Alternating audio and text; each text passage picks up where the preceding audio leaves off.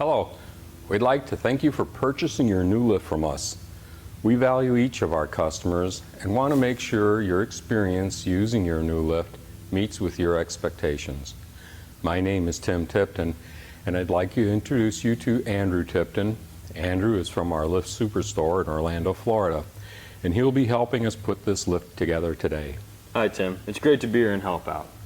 We know a lot of guys out there just need to see how it's done, and they just need a little more help than what they can get from reading the instructions. Right. We want to make it as easy as possible. So please review the manual and all the other documents that came with your lift before you start working on it. The best thing to do is watch this video and then review the installation instructions. Pay close attention to the safety recommendations. Right. And use the proper tools. You are ultimately responsible for your own safety, and this video is not intended to instruct you on those issues. Okay, so we're going to walk our way through the process step by step and show you how to put it all together. The lift is delivered to you like this, with two steel frames holding it all together. We are going to be referring to this as the package from now on. First, you should check it over for any shipping damage. If you find anything wrong, contact the shipping company right away. And if you find you're missing any parts, be sure to contact the factory so you'll get the right part. The right parts are important, especially when it comes to fasteners. We want to make sure you use the right fasteners. These lifts are part of the ETL certification program, which maintains product conformance to standards established by ALI, the Automotive Lift Institute. Certification includes the fasteners. So the first thing we have to do is remove the plastic wrapping, check for damage, then take out the parts that are loaded in the runway that's on top of the package. Then we're going to raise the package off the floor high enough so that we can get the legs of our engine hoist under the lower runway. We're going to take off the runway that's on top of the package, and it's not that light. You can do it with some friends helping you if you put two guys on each end of the runway and pass a strap through the ends of the runway. You can lift it up and out of the package.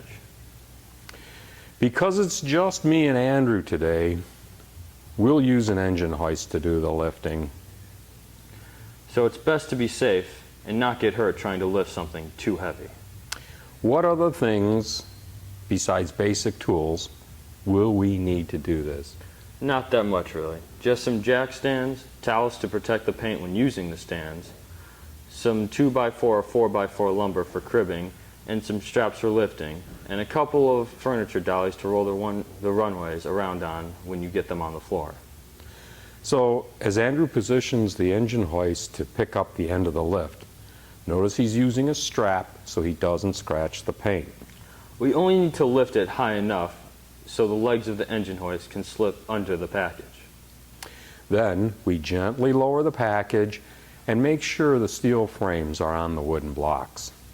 Then we do the same on the other end of the lift package.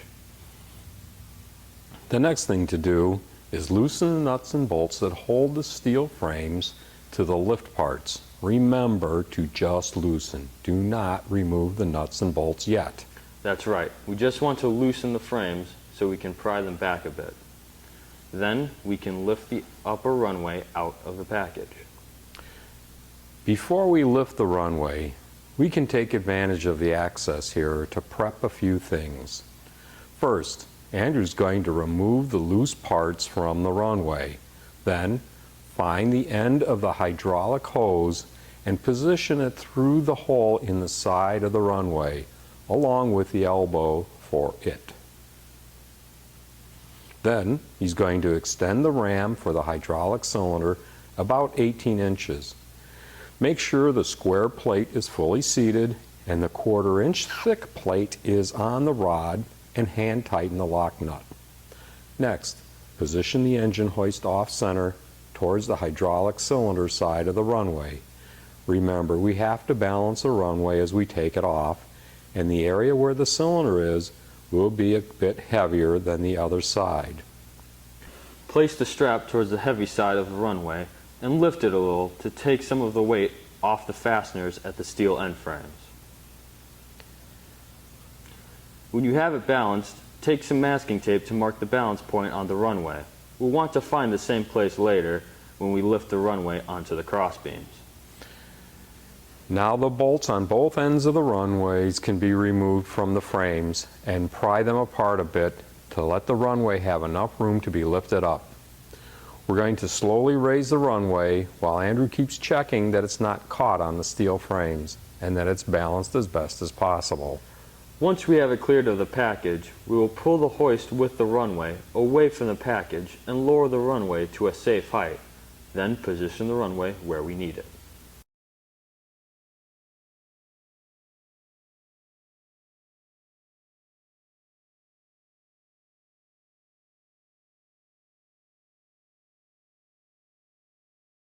We have to flip the runway over so that it's right side up. If you have 3 or 4 buddies, you can slowly turn it over, but we're going to do this with a strap and the engine hoist. Thread the end of the strap through the eyelet of the other end, pull it tight, and move it to the edge of the runway that has the oil line fitting. Place it in the same location you marked with the tape so that it is balanced. Attach the strap to the engine hoist and raise it. The runway should lift on its side. Now it's just a matter of swinging the runway a bit while letting it down so that it rolls over onto its upright position. We have to be careful to get the runway to rest on the wooden blocks, but we can reposition it once we get it turned over all the way and laid on the blocks. That takes care of the hardest part. Now we have to unbolt the columns and place them at the 4 corners of the lift. One thing to remember, the column with the pump mount goes to the front of the runway with the oil fitting. The oil line has to go from the fitting on the runway to the pump. What if the runway is facing the wrong direction for our installation?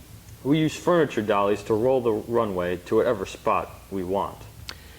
Now we place the columns at the 4 corners. Notice that the cap on top of the column has a hole where the cable passes.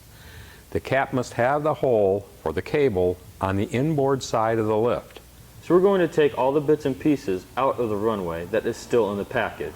Then lift it out and roll it over, the same way we did with the first one. Once again, if you have a few friends helping you, you might be able to roll it over, but we're suggesting you use the hoist and not strain yourself. We lift the runway and remove the steel frames. Then we roll it over the same way we did with the first one.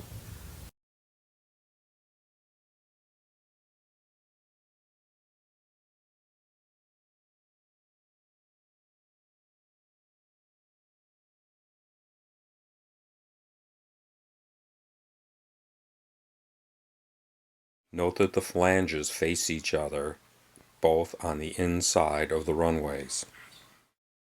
So first we lay the front columns over onto the jack stands and take off the caps. You can just rest the column on the jack stand with a towel between it and the stand so that you'll protect the paint. Then it'll be easy to remove the cap and slide the crossbeam in place. Make sure you have the correct column and that the cap is the one that puts the cable towards the inside of the lift. Now we're going to load one of the crossbeams into the columns. When we push the beam into the column, slide it about a foot into the column. Now insert the locking ladder into the slot in the crossbeam. Push it until 2 locks can be seen coming out of the underside of the crossbeam. Now put the caps on the locks with the washer and nut on top and slide the crossbeam down into the columns. Now bolt the caps to the column tops, then we stand up the columns. Once they're upright, we can slide them into position in front of the runways. Now do the same thing with the other 2 columns. Because we are not bolting the columns in place, it's not critical where we position them right now. And he means by bolting them to the floor. So now that we have the columns and crossbeams up, we have a little prep work to do before we lift the runways onto the crossbeams. That's right. It's actually easier to move the columns with the crossbeams than it is to move the runways. Now, we get the runway up on jack stands high enough to slip the crossbeams under it. After we position the crossbeams, we will lift the runway off the jack stands and then nudge the column and crossbeam under the end of the runway. Then lower it onto the crossbeam. Gently nudge the crossbeam towards the runway. We want to get the crossbeam right up to the runway so we can then lower the runway onto the crossbeam and bolt it on. When the runway is off the jack stands, pull the stands out of the way and then lower the runway onto the crossbeam. The book says to install the spacer for the ramp plates at this time, with the nuts, bolts, and washers in place right now.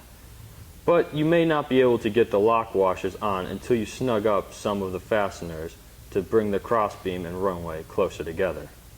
Now we'll do the same thing with the other runway, using the engine hoist to lift the runway up onto the crossbeam. Here it gets a bit tricky, as we have to tilt the runway slightly to lift one end over the crossbeam, and then push it slightly over it while we continue to raise the runway. Once we clear both crossbeams, we level it off and then slowly lower the runway into position on the crossbeams. Now comes the cable installation. Lay out the cables so you can compare the lengths. Let's call the column with the pump the driver's side front. The shortest cable would then go to the driver's side rear. Then the next shortest cable goes to the passenger side rear, And then the next shortest one goes to the driver's side front. which leaves the longest one to go to the passenger side front. Now we thread the end of the cable into the crossbeam, past the pulley, and then to the wire rope anchor. This cable runs in the bottom groove of the pulley in the runway. You don't have to put the ends into the wire rope anchor yet. Just thread all the cables from the columns through the runway pulleys and then to the wire rope anchor. Remember to refer to the diagram in the manual if you need to see which position the cables are in with relationship to the pulleys. The front pulleys are easy. They only have one groove. The pulleys at the rear of the driver's side runways have two grooves. The cables from the rear columns run in the bottom grooves, and the cables from the front run in the top grooves.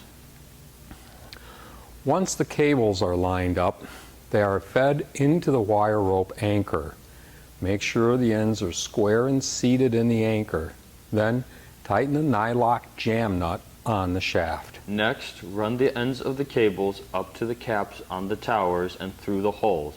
Then just put the nut and washer on, tiny enough to have 3 threads of the cable showing.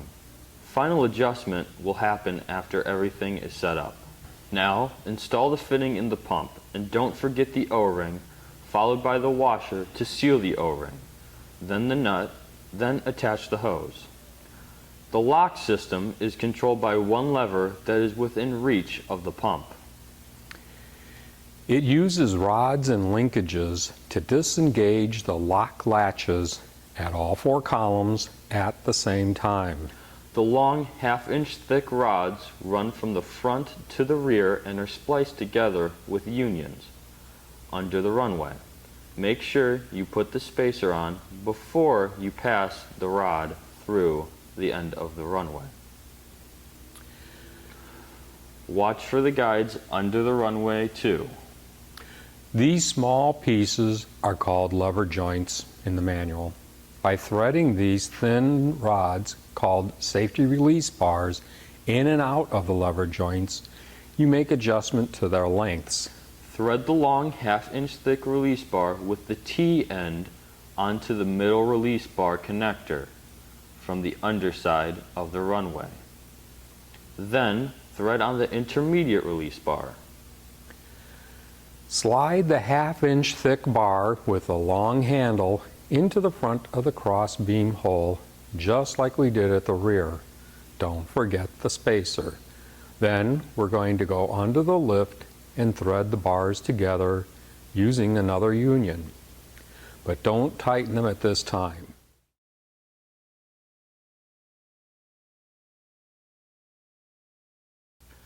Thread a nut onto the thin safety release bar and then a lever joint. Pass the other end of the rod through the eyelet after attaching it to the crossbeam.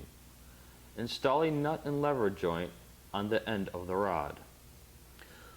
We're going to install this short safety bar assembly onto the lock release and the T connection.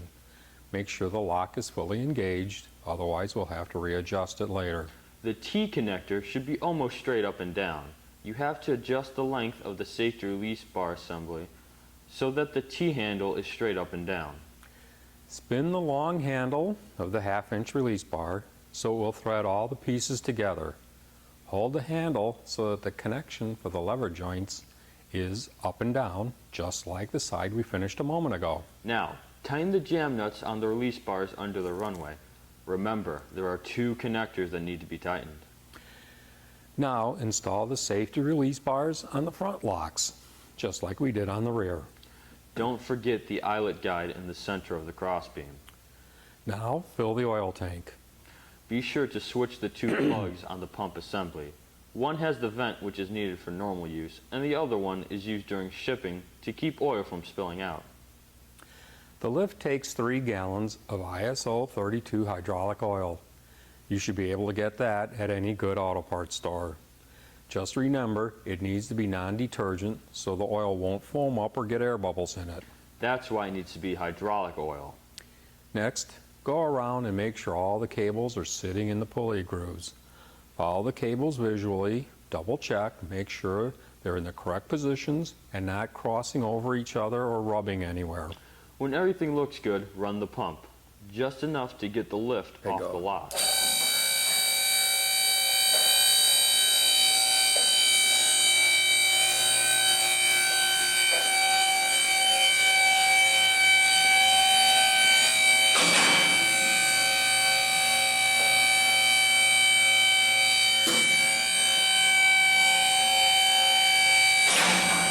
Now hold down the release handle to disengage the locks. Have an assistant check all the safety release bars and make sure the locks are free.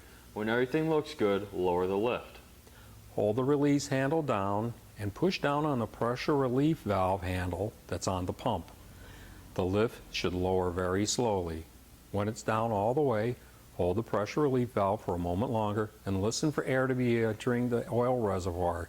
It might hiss or bubble a bit. This is normal for the first few times you go up and down. It's just the air being worked out of the pump, the hoses, and the cylinder.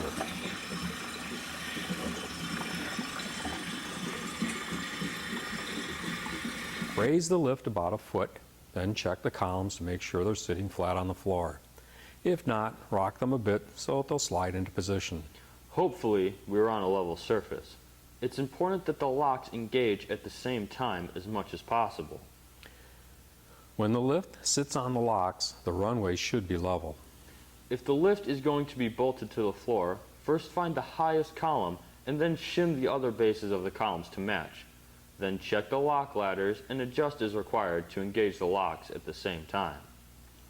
These lifts are usually installed to be portable and use the portability kit, so the base of the columns aren't bolted to the floor. It is important that the user pays attention to any variations in floor heights and make adjustments to the locking ladders as needed. Raise the lift and put a caster assembly at each corner. Line up the holes on the caster assembly with the crossbeam. Then push in the pivot bolt.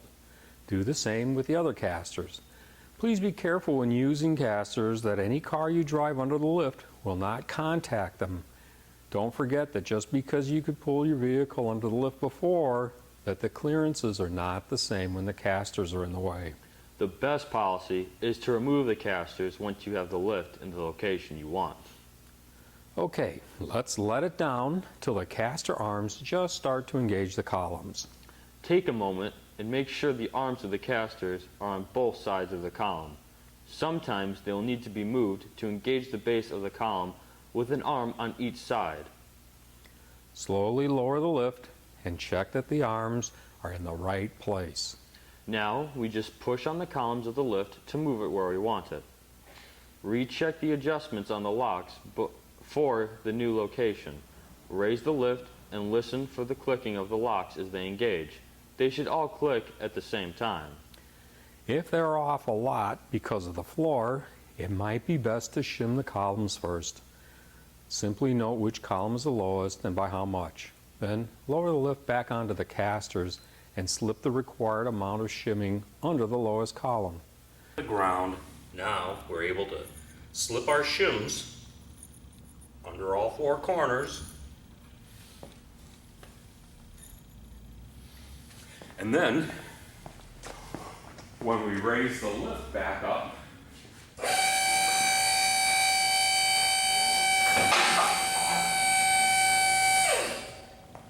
now the lift will be shimmed so that it is level. You can use a level to help you fine-tune this. After the column heights have been corrected, lower the lift onto the locks and watch the level while raising the lowest locking ladder to level the runways and crossbeams. So, remember that the nuts on the cable adjuster are only just started, so we only want to tighten them at this point. All we have left to do now is some lubrication. The best way to think about it is if it moves or is in contact with moving parts, it needs lubrication. Review the manual and you'll find a diagram showing all the lube points. If you want to make this a permanent installation, do the whole assembly just as we did and then move the lift where you want it to stay. Then you can install the anchors that came with your lift. Your concrete should be about 5 inches thick and at least 30 days old so the anchors get maximum grip. Use a hammer drill with the correct bit and drill completely through the floor. The washers and nuts should be all the way down to the column base. The ends of the anchors are designed to be hammered into the holes. Make sure the anchors are deep in the holes and check every 6 months to make sure they're tight. So you use a 3/4 inch masonry bit with a hammer drill, and when you spin it in, make sure that it is pounding as it's turning. You drill the hole all the way through until you get through to the dirt on the other side of your concrete.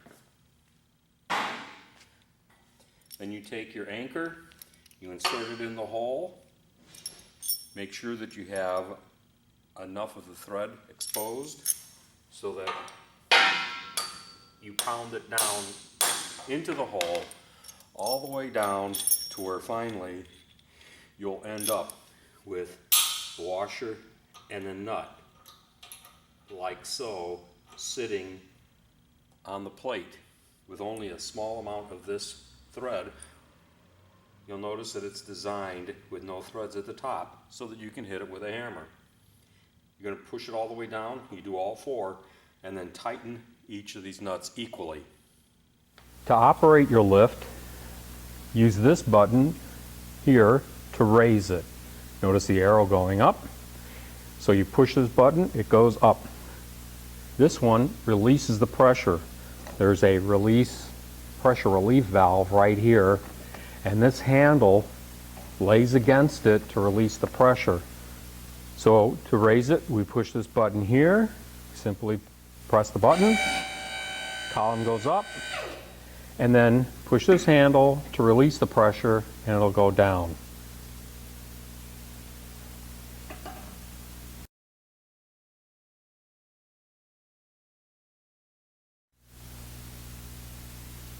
Your lift comes with 4 wheel chocks so that you can put these on the front, 2 in the front, 2 in the back. And they slip in these pockets right there. Right now we have the runway on so that the car can be driven on. It also just hangs in the pocket off this lip. So you install your runways, drive your vehicle on, remove the runways when the car is up so nobody walks into it, and install a wheel chock. Now you'll have all 4 corners with safety stops so the vehicle won't roll off. Your lift is delivered to you with 3 drip trays and 1 jack tray. The drip trays can be identified by the drain plug in the bottom of the pans. And the drip trays are not as thick as the jacking beam tray. Please don't use a bottle jack in the drip pans, only in the jack tray. Well, that's about it. We hope you enjoy putting your lift together and that you get many years of service from it. If you have any problems, please call the Lift Superstore and we will do our best to help you out. Your satisfaction is important to us. Thanks for viewing. Enjoy your new lift.